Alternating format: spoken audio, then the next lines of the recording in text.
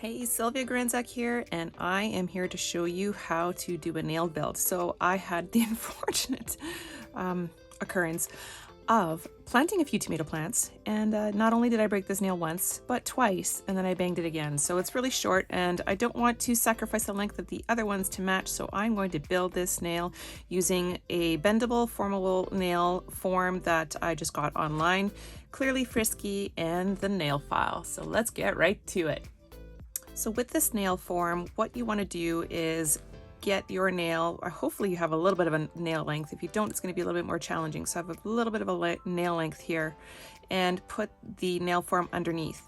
This right here, you're going to squeeze it on the nail or squeeze it on the finger so that it's nice and snug and it's not going to move. Now, when I put it on, you want to get it into the corners of your nails as much as you can. I have very curvy nails, so sometimes this can be quite challenging, but it's just a matter of finding the right spot. Okay, now I've already cleansed and buffed and cleansed the nail, so I prepped it beforehand. But I know that this thing is across here, but not to worry right now. We are going to just focus on this part right here. So I want this to be a little bit flush. Sorry, I want this to be parallel with the nail, so not this pointing down, because I don't want the nail build to go down. I want it to be parallel with it. And then we're going to take our Clearly Frisky. I already rolled the Clearly Frisky. And what you're going to do is take a little bit of Clearly Frisky and put it alongside where your nail is and where the nail build is. And you have a little bit of a guidance here. I don't need it to be too long because the rest of my nails are not super long, but it's better to go longer than it is to go shorter, because then you can always file it down. So I am going a bit longer, but that's okay because I will file it down. Got a little bit too much polish on there. And just kind of work it so that it is hitting your nail bed and the nail form at the same time.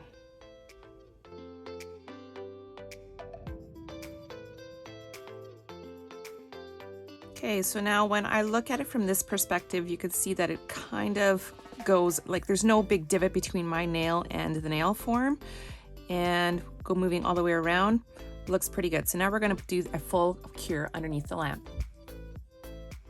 That is fully cured. So now we're going to take our Clearly Frisky and do the same thing. This time moving a little bit further down the nail, but putting more product on the junction of your nail and the nail form.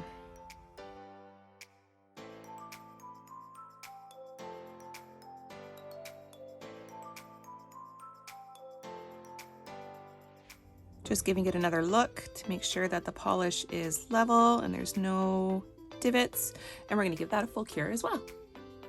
So now for a little bit more stability, I'm going to do this a third time.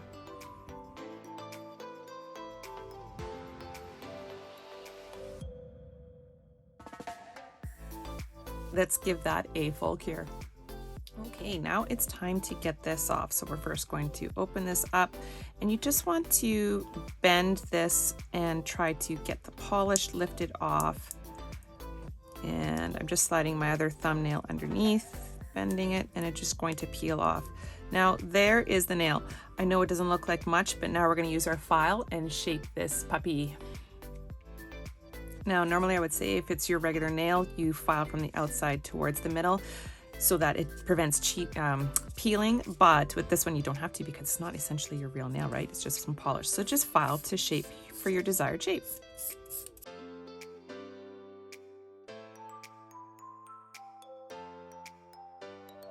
Okay, so I have the desired shape. You can see that it's just Clearly Frisky as my new nail shape and my little extension. Now what I'm going to do is cleanse this all to get all of that Clearly Frisky dust off your nail, because we want to put a coat of Clearly Frisky on the entire nail.